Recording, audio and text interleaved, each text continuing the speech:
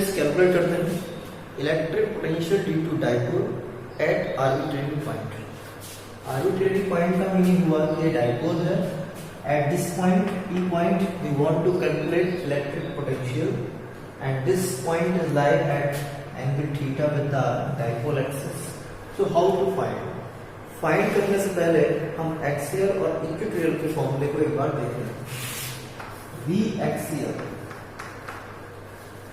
इसको हम पहले वीडियो में डिस्कस कर चुके हैं। इसका फॉर्मूला आता है कि P over R square। R is a distance of O from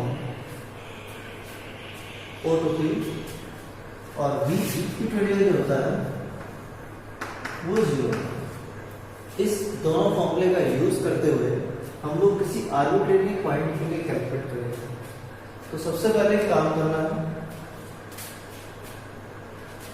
dipole moment की डायरेक्शन होती है -q to +q, ये हो गया डाइपोल मोमेंट। इसको हम लोग 2 कंपोनेंट्स में डिवाइड कर लेते हैं।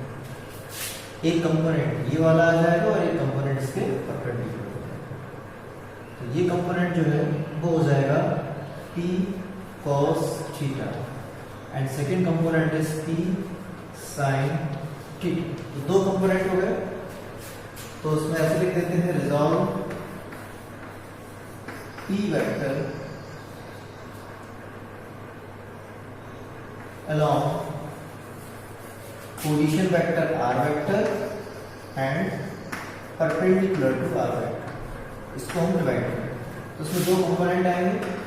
पहला जो कंपोनेंट आया वो P cos थीटा आया है और जो कि किसकी डायरेक्शन में आया है O से P की तरफ आया है, along OP या कह सकते हैं पोजीशन वेक्टर की डायरेक्शन में आया है, r वेक्टर की डायरेक्शन में आया है। तो देख सकते हैं इसको along r वेक्टर। दूसरा जो कंपोनेंट है ये वाला कंपोनेंट, ये आया है P sin थीटा और ये जो कंपोनेंट है this is perpendicular to the OP and you can say perpendicular to the position vector r। अब इसमें देखेंगे जो P cos थीटा है, अगर ये छोटा सा डायपोल मान लें इस कंपोनेंट P cos थीटा को, तो ये P पॉइंट एक्सियल की तरह बिहेव करेगा P cos थीटा के लिए। और P sin थीटा के लिए ये जो पॉइंट है ऑब्जर्वेशन पॉइंट, ये किस तरह बिहेव करेगा? ये बिहेव करेगा इक्विटोरियल की तरह। तो हमें काम करना है P cos थीटा को एज ए एक्सियल मानते हुए इलेक्ट्रिक पोटेंशियल कैलकुलेट करेंगे और P sin थीटा को इक्विटोरियल मानते हुए P पॉइंट पे इलेक्ट्रिक पोटेंशियल कैलकुलेट करेंगे। तो इसमें देख लेते हैं, मैंने लिख दिया है। तो इसमें जो कंपोनेंट होगा P cos थीटा एट, या ऐसे लिख सकते हैं point P act as axial point for P cos theta। P cos theta के एक्सियल पॉइंट है तो हम उसको कैलकुलेट कर लेते हैं। V या तो V1 अज्यूम कर लेते हैं, या लिख लेते हैं V एक्सियल डायरेक्टली। और एक्सियल के लिए फॉर्मूला है Kp/r²। P मतलब डाइपोल मोमेंट। तो इस केस में डाइपोल मोमेंट जो है वो P cos थीटा है, तो उस P की जगह P cos थीटा रख देंगे, P cos theta by r²। अब जो कंपोनेंट है दूसरा कंपोनेंट P sin थीटा, ये इक्विटोरियल की तरह काम करेगा। P sin थीटा जो है वो परपेंडिकुलर है और इस पॉइंट पे कैलकुलेट करना है। तो देख रहे हैं कि 90 डिग्री ऐसे लग रहा है, इसका मतलब वो इक्विटोरियल है। तो लिख देते हैं point P act as equatorial point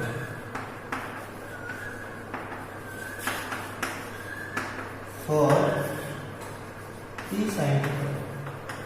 और मुझे पता है कि इक्विटोरियल के लिए 0 होता है, तो V इक्विटोरियल इज 0। तो मेरे पास फर्स्ट हो गया, सेकंड हो गया।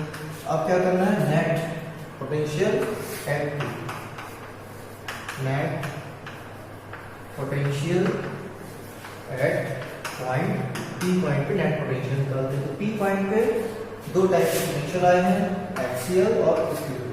इन दोनों का नेट निकालना है, दोनों को डायरेक्टली ऐड कर देंगे। तो V equal to V axial plus V equatorial. तो वी एक्सियल आया हुआ है K P cos theta by R square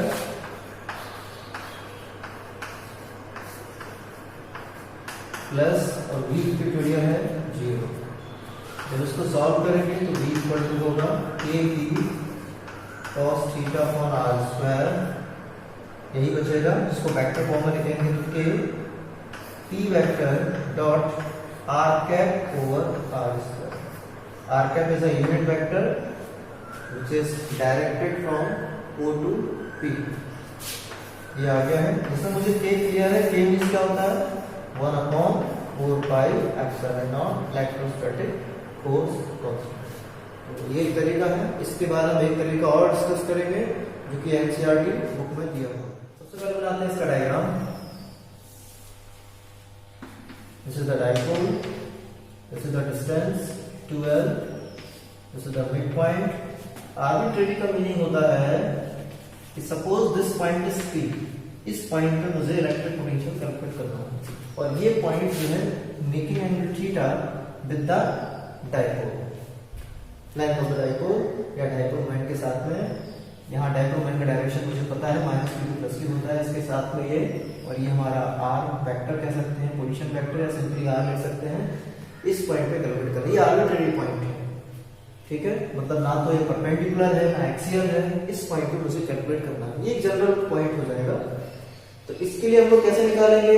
reason वही है, सबसे पहले निकालेंगे d2 minus q charge, d2 plus q charge और इसको करेंगे सॉल्व। तो उसके लिए सबसे पहले काम करते हैं, ये जो डिस्टेंस है मुझे चाहिए पड़ेगी, तो ये डिस्टेंस को एज्यूम कर लेते हैं डिस्टेंस r1 है और इस डिस्टेंस को एज्यूम कर लेते हैं कि ये डिस्टेंस है r2।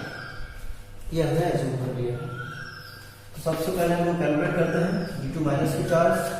d2 minus q charge solve करेंगे तो मुझे पता है माइनस में आता है minus kq over distance r1। इसके लिए देखेंगे तो kq ओवर प्लस q से q पॉइंट तक का डिस्टेंस है r1। और इसके बाद क्या कर देना है, जब नेट निकालेंगे एडअप कर देना होगा d2 minus q charge minus kq ओवर r2 प्लस kq ओवर r1। Now take common kq, जब kq कॉमन लेंगे तो यहाँ बचेगा minus 1 upon r2 plus 1 upon r1। तो पहले हम लोग प्लस 1 लिखेंगे, इसको एज्यूम कर लेंगे 1। अब हम लोग यहाँ पे अप्लाई करेंगे कोसाइन रूल। एक कोसाइन रूल होता है, उस कोसाइन रूल को थोड़ा सा बता देते हैं। जैसे कोई भी ट्रायंगल है, यहाँ पे ए बी सी एज्यूम कर लेते हैं और यहाँ पे अगर एंगल माना हुआ है कि ये दिया हुआ है और यहाँ पे इसके सामने जो है वो ए है और ये जो है वो बी है और ये सी है। तो इसको अप्लाई करने के लिए होता है cos a इक्वल टू, अगर हम लोग cos a लिख रहे हैं तो फिर लिखेंगे b square plus c square minus a square upon 2bc। This is the cosine. किसी भी एंगल के लिए निकाल सकते हैं, जैसे हम इस एंगल के लिए निकाल रहे हैं तो सामने वाला छोड़ दीजिए, सामने वाली जो साइड है उसको छोड़ दीजिए, अगर बगल वाली साइड का स्क्वायर करेंगे माइनस इस एंगल के अपोजिट वाली साइड का स्क्वायर करेंगे अपॉन 2bc, मतलब जो यहाँ पे लिखा है यहाँ पे 2bc आ जाएगा। इसी टाइप से हम लोग cos c और cos b भी लगा सकते हैं। तो ये जो है वो कोसाइन रूल है। अब ये कोसाइन रूल अप्लाई करते हैं इस ट्रायंगल में। ये जो ट्रायंगल लिखा हुआ है जिसमें r1 और ये साइड जो होगी वो l हो जाएगी, इसमें अप्लाई करते हो ये एंगल दिया हुआ है।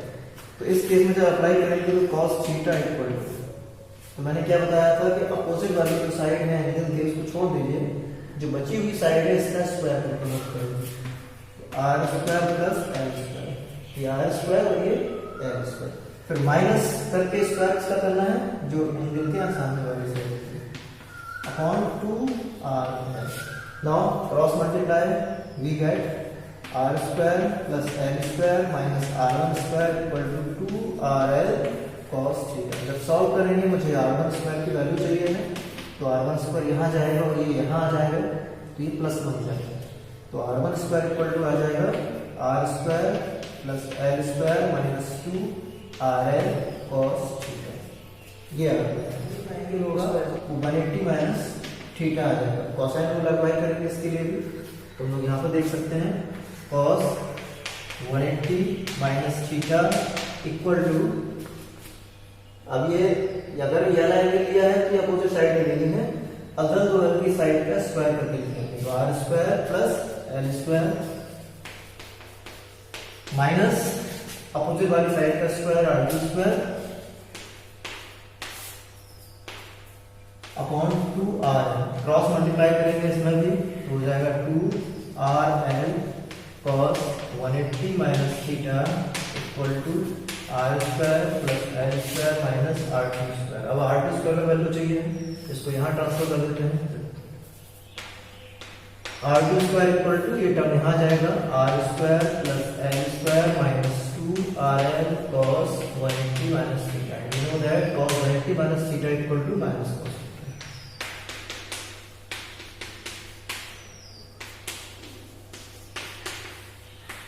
और ये माइनस माइनस हो जाएगा plus, now R to square equal to R square plus L square plus 2rl cos theta. This is equation number 3। फिर देखा कि r1 स्क्वायर कोसाइन रूल से ये आया है और r2 स्क्वायर ये आया है। अब मुझे करना क्या है, ये जो इक्वेशन 1 है मुझे इसमें 1/r1 इसकी वैल्यू चाहिए, तो हम लोग 1/r1 कैलकुलेट करते हैं डायरेक्ट। सोचेंगे कि 1/r1 कैसे आ सकता है, तो सबसे पहले काम करते हैं फ्रॉम सेकेंड। इक्वेशन सेकेंड में r1 स्क्वायर इक्वल टू, यहाँ पे हम लोग कॉमन ले लेते हैं, कॉमन लेते हैं r स्क्वायर। जब r स्क्वायर कॉमन लेंगे यहाँ बचेगा 1 प्लस, अब यहाँ पे तो है नहीं r स्क्वायर तो डिवाइड कर जाएगा l square upon r square minus 2।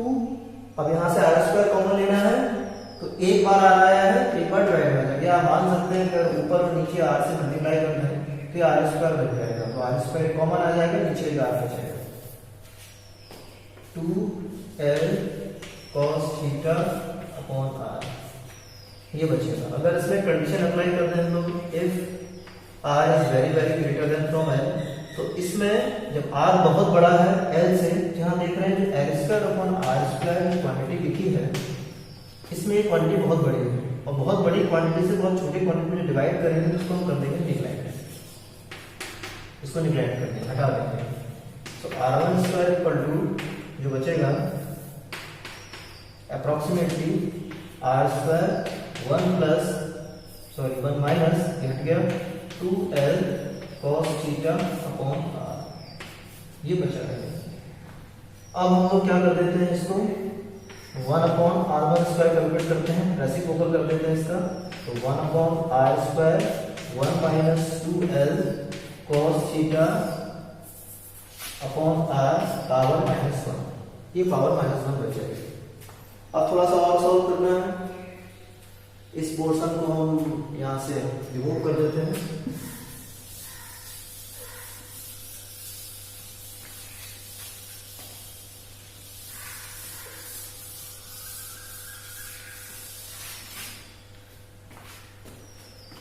Actually मुझे 1/r1 चाहिए, इसका मतलब है कि मुझे स्क्वायर रूट दोनों तरफ ले लेना है, मतलब कह सकते हैं कि पावर 1/2 दोनों तरफ चढ़ा लेंगे तो 1/r1 आ जाएगा, अप्रोक्सीमेटली इक्वल टू 1/r, क्योंकि मैंने कहा पावर 1/2 चढ़ा देना है, तो जब इस पे पावर 1/2 चढ़ेगा तो बिल्कुल पावर हट जाएगा, 1 minus 2l cos theta over r, यहाँ पावर कितनी लग जाएगी -1।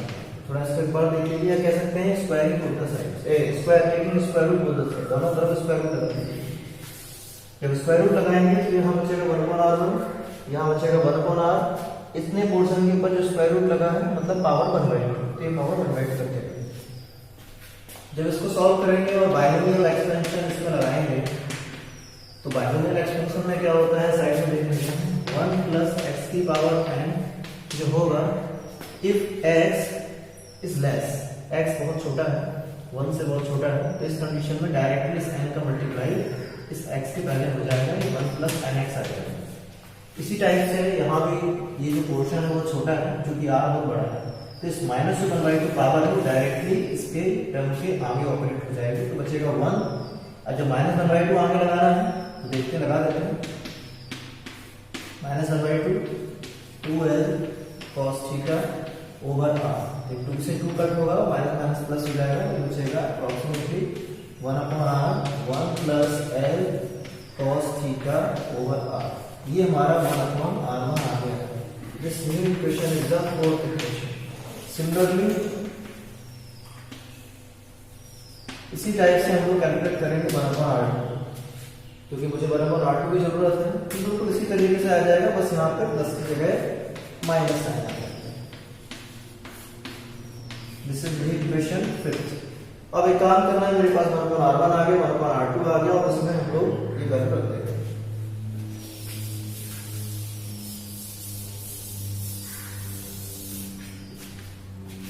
सो v इक्वल टू लिख देते हैं from first k q 1/r1 ये आया है 1/r1 plus l cos theta upon r, फिर 1/r2, ये 1/r2 का वैल्यू है 1 minus l cos theta upon r। Now 1/r common आ जाएगा, कॉमन ले लेंगे, v equal to 1/r k q भी है साथ में, k क्यू, और तो जब ये कॉमन ले लेंगे तो ये ब्रैकेट में बचेगा 1 plus l cos theta over r। अब यहाँ भी 1/r कॉमन लिया तो ब्रैकेट में जो बचा है इसमें साथ में माइनस भी है, ये माइनस को मल्टीप्लाई करेंगे तो यहाँ -1 हो जाएगा और ये प्लस हो जाएगा, -1 plus l cos theta over r, ये 1 और 1 कैंसिल हुआ, v equal to k q upon r, यहाँ क्या रहेगा, ये दो बार लिखा है तो 2l cos theta over r। अब ये r और r मल्टीप्लाई हो जाएगा, ऐसे याद रख लीजिए, तो k q into 2l cos theta over r square, v equal to q into 2l क्या होता है, डाइपोल मोमेंट p होता है, तो k p cos theta over r square, ये बन गया है फॉर्मूला। इसको हम लोग वेक्टर फॉर्म में लिख सकते हैं, k p vector dot r cap over r square. Here r cap is unit vector, ये यूनिट वेक्टर है जो कि पोजीशन वेक्टर की डायरेक्शन में ओपी जो बना था उसकी डायरेक्शन में है, तो ये आंसर आ गया है। अब अगर हमें इसको अप्लाई करना है, यहाँ पे 2 पॉइंट इंपॉर्टेंट है। पहला पॉइंट इंपॉर्टेंट है कि electric potential not only depend on the R, ये केवल r पर ही डिपेंड नहीं है, but also depend on the angle between the dipole moment vector and position vector. It is clear, listen again, it is clear from this formula, the electric potential due to dipole not only depend on the distance r but also depend on the angle between, this is theta means angle between dipole moment vector and position vector। अब ये angle अगर change हो जाएगा तो इसमें हमारा dipole moment electric potential का भी वैल्यू चेंज हो जाएगा। जैसे कि एक्सियल पॉइंट के लिए देखें,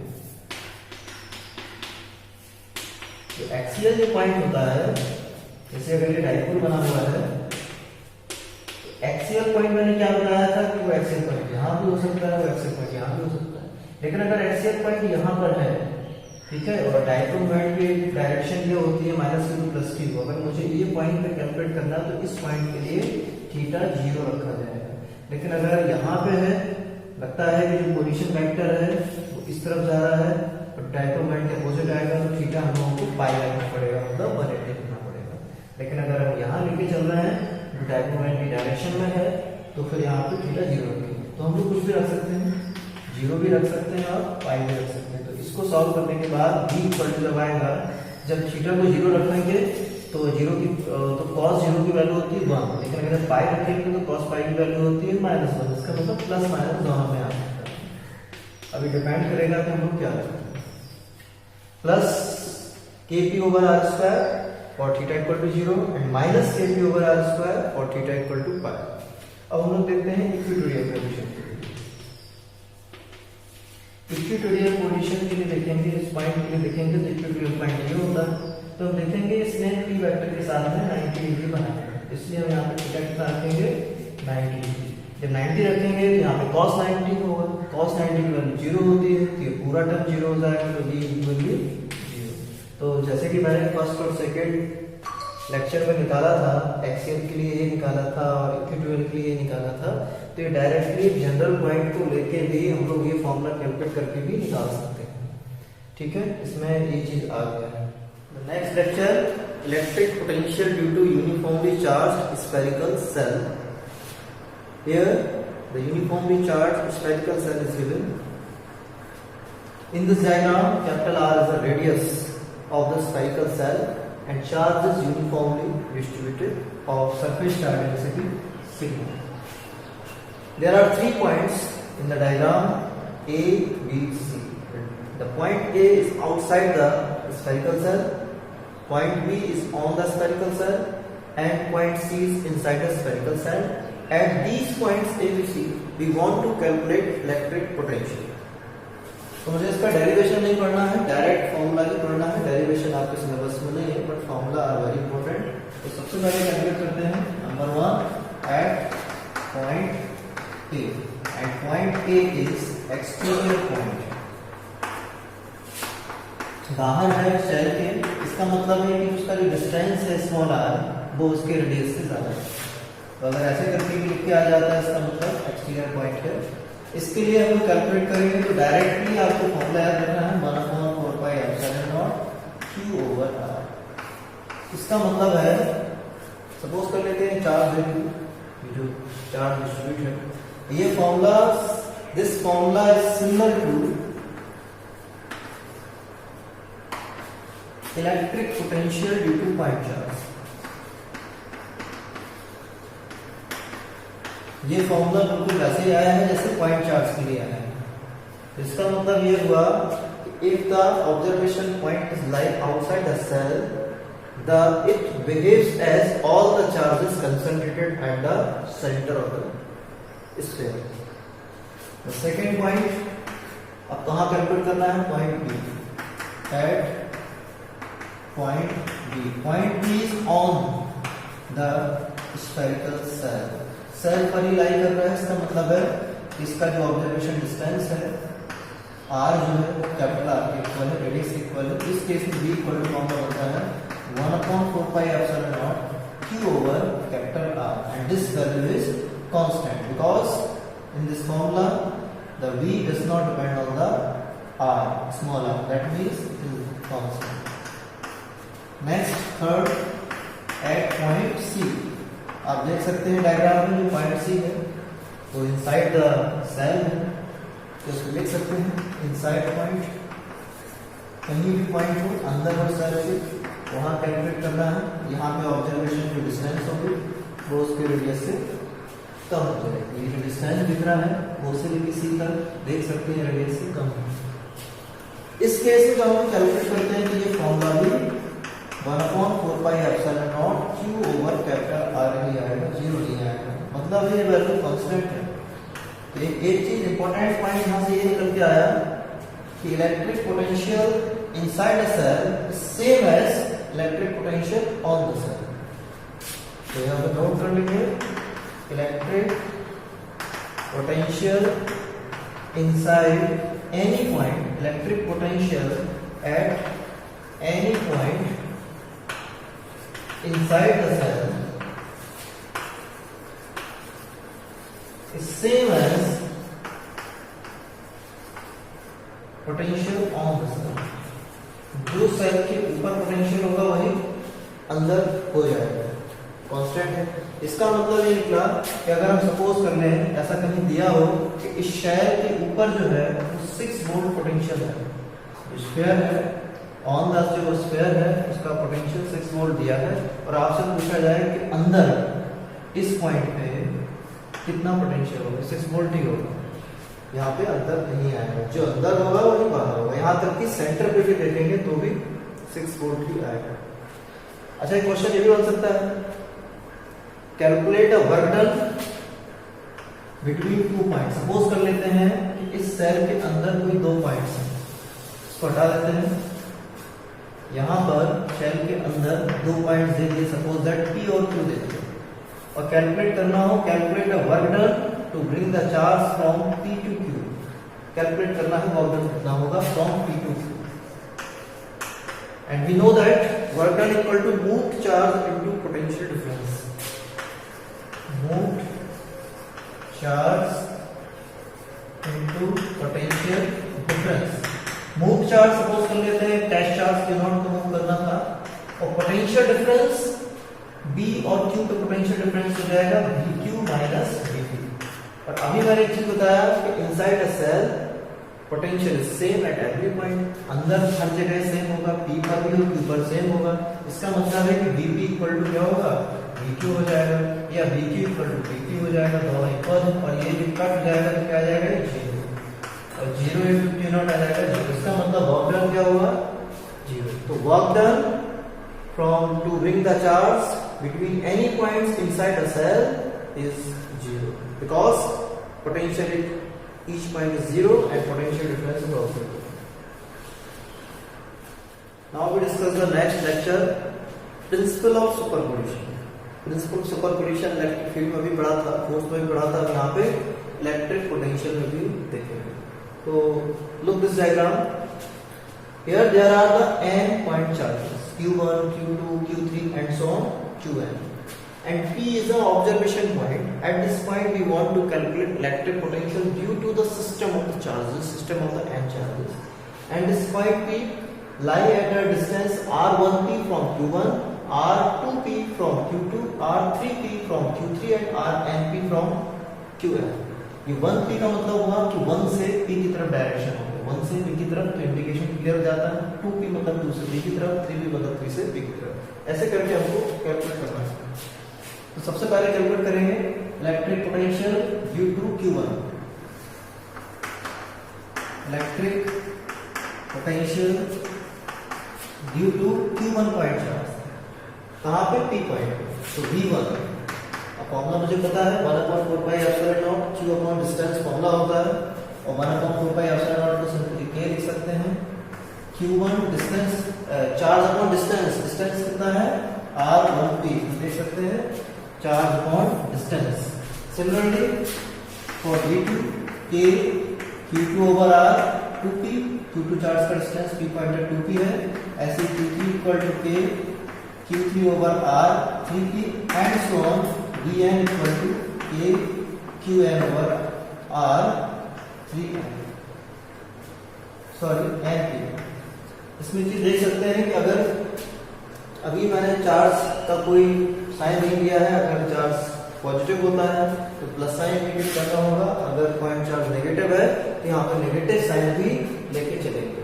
अब नाउ ये तो इंडिविजुअली आ गया, Q1 की वजह से आ गया, V1 आ गया, V2 आ गया, V3 आ गया, एंड सो ऑन, मैंने Vn कैलकुलेट किया। अब अपन को नेट कैलकुलेट करना है, what is the net potential at point P, इन सबको सम कर देंगे। This is the principle of superposition. Principle of superposition means the net potential at any observation point is sum of all the potentials due to individual charges.